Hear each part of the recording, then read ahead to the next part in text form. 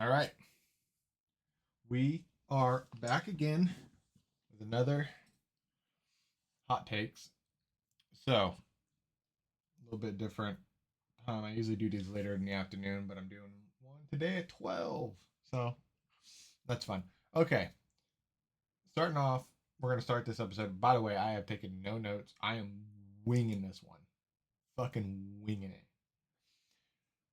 Um, First off, we're going to start at Hangtown. Went to Hangtown.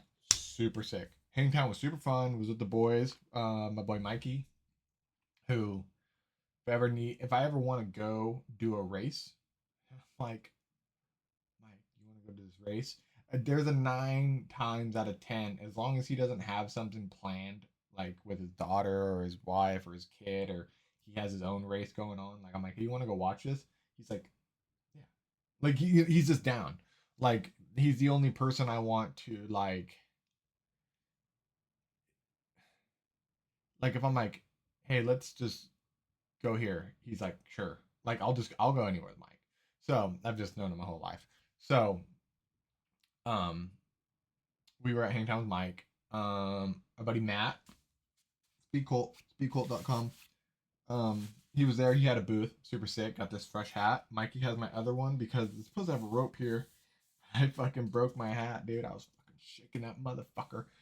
Um, cool thing that happened. 250 Moto 2 or 250 Moto 1 sight lap. They're coming, and Seth was the first one out.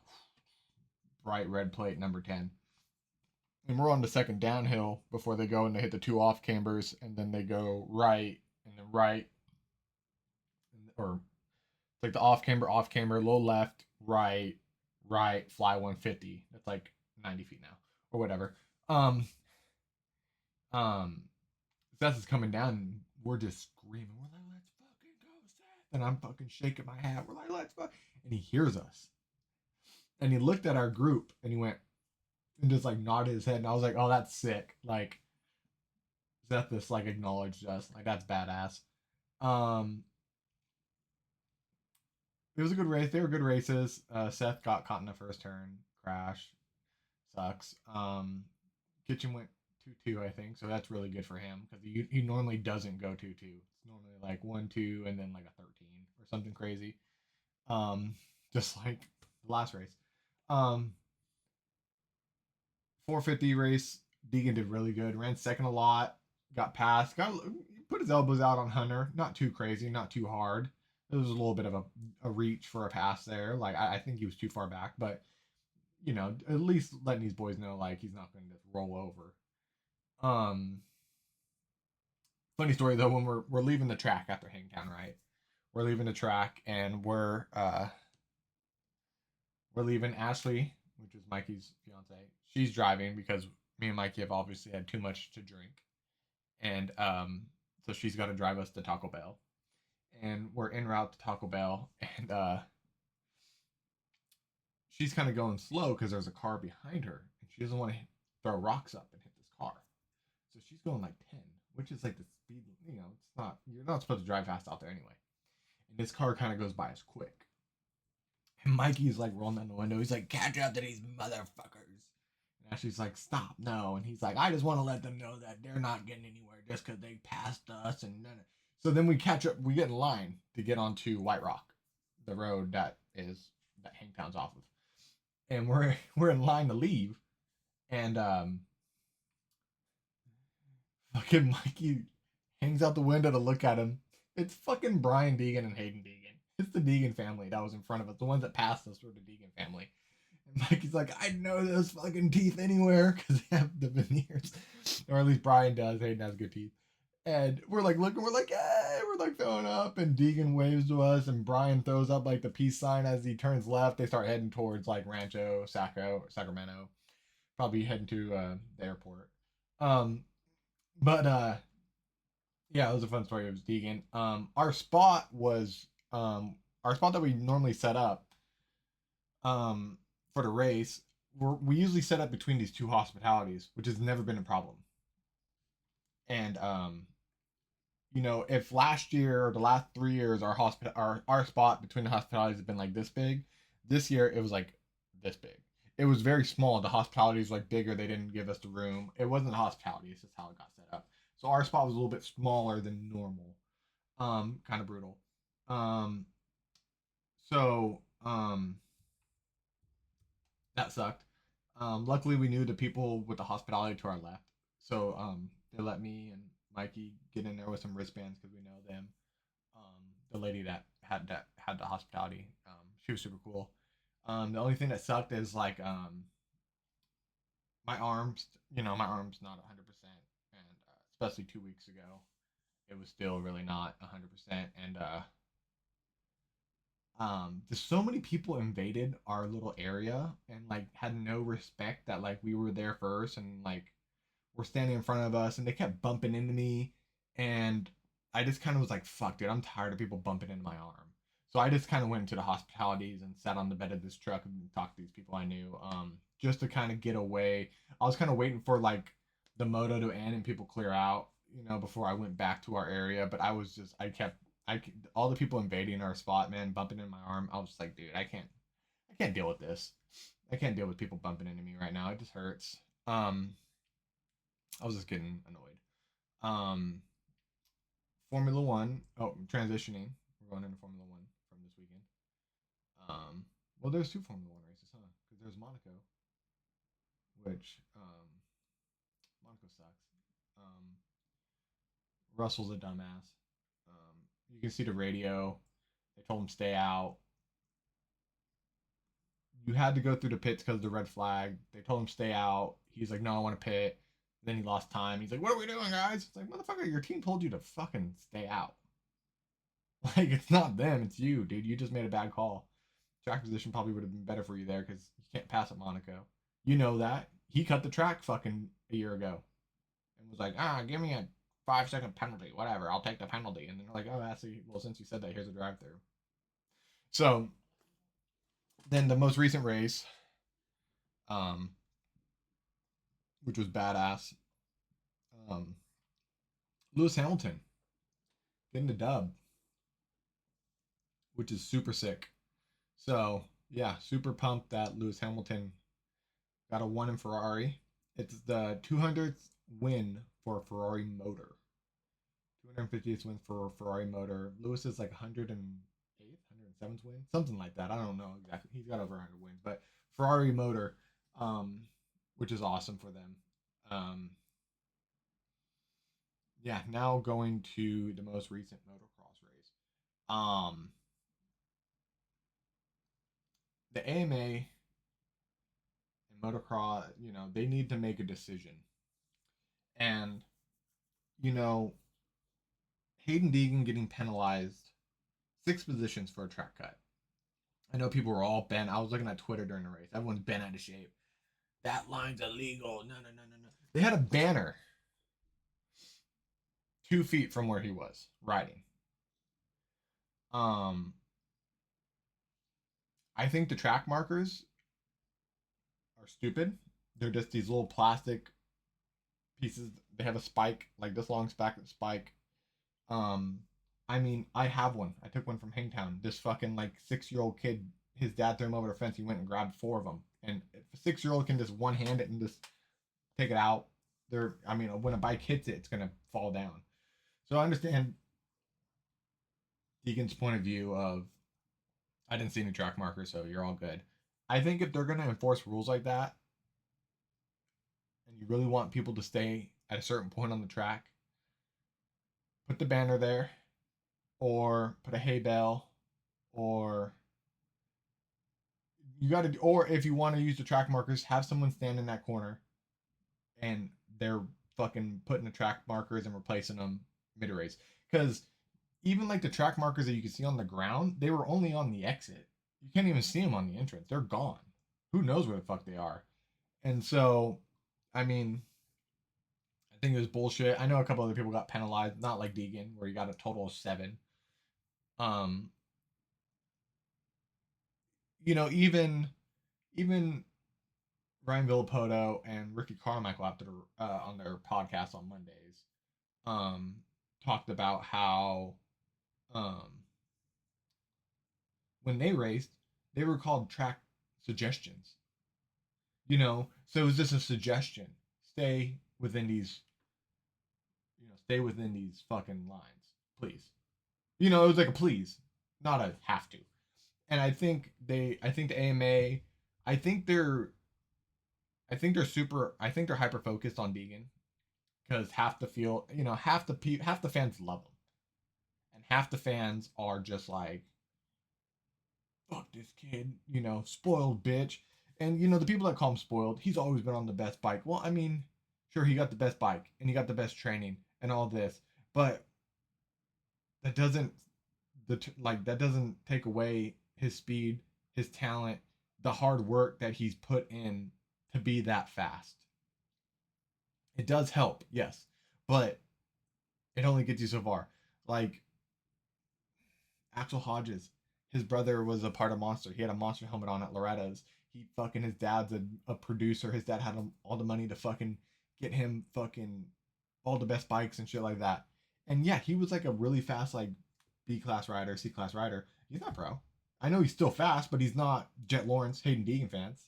You know what I mean? So I mean, it's just you can't fucking you can't say that. And I know a lot of people do. A lot of people are ignorant. Um, it's just annoying. I think they really need to figure out what they're gonna do. I don't think having these little pieces of plastic tell riders where they can and can't ride is going to be successful in any way. It's stupid. They get knocked down. Um, you know, uh, I really feel I'm not trying to make an excuse or anything like that, or say like, oh, wait until this. But I think Supercross next year is going to be really interesting because over the weekend, Hunter Lawrence on the start of Moto One pushes Deegan way wide, way motherfucking wide. Turn one off the start. It's a start. That's just gonna happen. But pushing him wide, hey, Deegan held on. Good deal. Then he body slammed him later on. Jet Lawrence cross jumped the fuck out of him. If you watch, he fucking and the front end of that Yamaha is not good. You can see it from Hangtown. He would hit rollers and like the fucking front end like boom, like it like fucking it's like way oversprung. It's weird. Same thing at the last race. Anytime you hit the front brake or like hit certain bumps, you could see like the front end was just it's so unstable. And I think that's part of the reason why he went down. I think he lost the front and then lost the rear and just kind of slid out. It's just I don't think the front end on that Yamaha is good. So yeah, they're gonna have to work on that. But he got cross jump from Jet, body slam by Hunter, push wide by Hunter. I don't know if Deegan's gonna retaliate in outdoors. I really think he's just trying to get his feet wet and get used to riding 40 minutes on a 450 and being able to put in 40 minutes consistently, which is not easy for anyone really. Lawrence has been doing it for a couple years. They're trained up, but Deegan's he's making really good. He's riding really good. He is. No one can say he's not. I think Supercross though is going to be a problem for the Lawrences because I think Deegan. I don't think there's going to be any love loss. I think, or like even like the SMX final three races, once it gets tight and it's not 40 minutes, when they're doing a 20 lap Supercross and they're doing 50-second laps, or they're doing a 20-minute Supercross and they're doing 50-second laps, and it's real tight and there's 180s. I have a feeling Deegan's going to keep a lot of these cross jumps and body slams in the back of his mind. I would personally, you know. So yeah, I think the Lawrence. I think it's going to get super physical when it comes to Supercross. I think that's when it's going to be like people getting body slammed and moved and shit like that. Um, but yeah, I'm gonna stop talking about the 450 class because it's just a broken record. It's they like to say Jet's not 100%. He is. Um, I even been looking stuff up, like that injury he had. They're like, oh, people are usually out of pain within 3 to 6 months. He's been on the bike for 14 weeks. Like he's riding how he normally rides. He's doing he's back.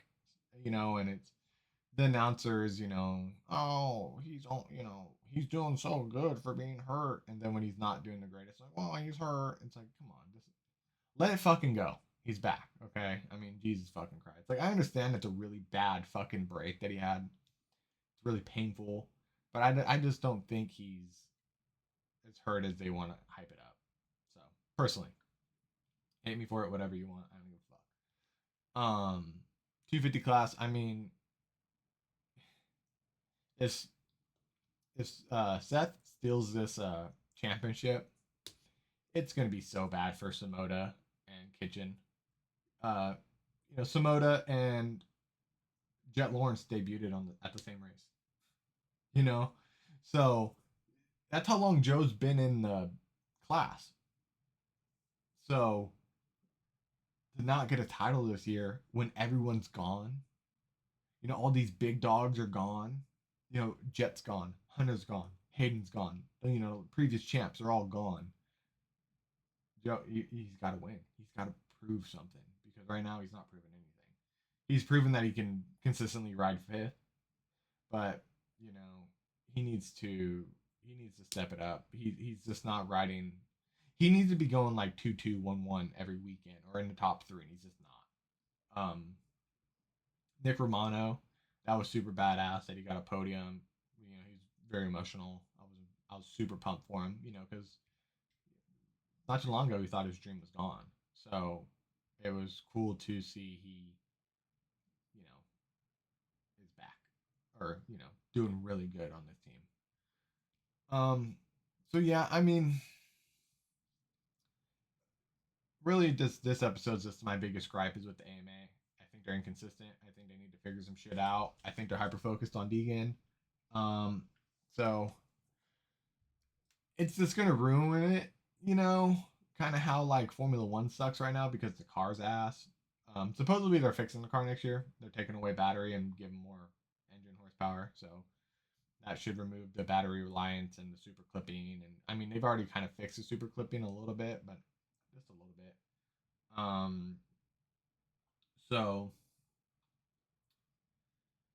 yeah, we'll see. Also, the rumor Michael Jordan supposedly wants to make a motocross team. The rumor I heard is it would be Jordan owning the team, and then from the rumor I heard, leasing factory Honda bikes. So, like a satellite factory team, I guess. I'm not sure how that would work, but that's supposedly what the rumor is, which I wouldn't doubt it. And the way Jordan is, um, he's probably going to. Whoa, sorry, my computer like closed out for a second. He's probably going to get pissed when he sees how the money's distributed and sue the AMA and FIM. And who knows, maybe riders will start getting paid more. These privateer guys that spend $80 for the pit pass for their mechanic, and they pay $500 for their license. They pay entry fees of fucking hundreds of dollars, and then they go out there and they get 37th in the fucking main, and they get like $200. I don't know the exact numbers. I know it's not good though. I know the privateers and the guys that make the main, make the two motos, and they don't do well. They don't really fucking. It's just they lose so much money. It's like, dude, you're making a pro race. Like you should at least get your fucking entry. Like you should be positive money somehow. So that's just my opinion on shit. So I'll catch you guys on the next one. Still waiting on some people to hop in here with me, so we'll figure that out. Birthday's tomorrow, so gonna go out to lunch and all that. But I'll catch you guys in a couple weeks after some more racing, and we'll have another discussion.